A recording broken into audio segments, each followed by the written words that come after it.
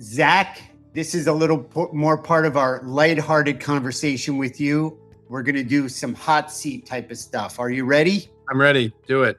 What's the most interesting or exciting thing about you that we wouldn't learn or know by reading your resume? I am an avid game player and was at one time, less so now, a very prolific contributor to BoardGameGeek.com. I can teach you the mechanics of probably 100 different board and strategy. Wow.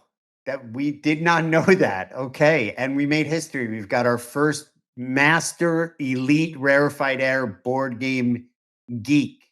Welcome. Welcome. Thanks. All right. Pizza.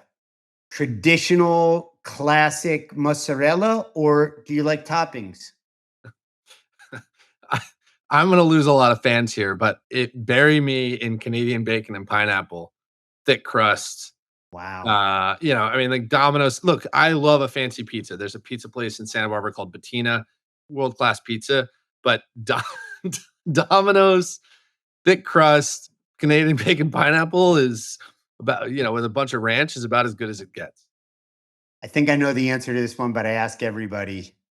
Social media, friend or foe? Foe. Big time. Solid. No openings for friend there. No. If you were stranded on a deserted island and could only bring one volleyball related item, what would it be? Probably a net. Seems like a thing I would want. Okay. Not to play, obviously. Right. If you were to create an AI assistant to help you with your daily tasks, what would be its name and what special features would it have? I'd probably name it Michael. That's my middle name. And it would be particularly good at answering. I have a particular way that I like things done, and I would love if my digital avatar was inclined to how I spoke and worked. Right. Very tailored, very bespoke, very artisanal version of what you need. That's right. Yeah. Which, by the way, is, I even as I say it, it's 3 months away. Yeah. It's pretty close. What are you streaming? What are you reading? I don't watch much. I'm finishing the 3-Body Problem right now and the Elon biography. Okay. Very cool. And let's finish it off. Your bucket list. What's next on a travel bucket list? I haven't been to the Maldives. I'd really like to go to the Maldives. I love tropical, so that seems really lovely. I'm considering where I would want to set up an Asia home base. And so we're between Singapore and Japan. That doesn't really answer your question, but that's up there. Oh, I've never been to Estonia.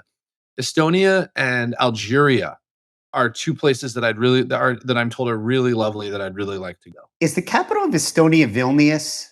Or is that Lithuania? Well, I don't know. Yeah, no, I was just only asking because literally this morning I was dropping the kids off at school and there was an NPR thing about Estonia and, and how lovely it is and how it has it's supposed to be incredible. Yeah, it's got Nordic, adjacent to Scandinavia, but European sensibilities. Also has this incredible culture because it catapulted it. If you study the modern Estonian history, it catapulted itself out of communism. So right as the Iron Curtain fell, they were like, new currency, new rules.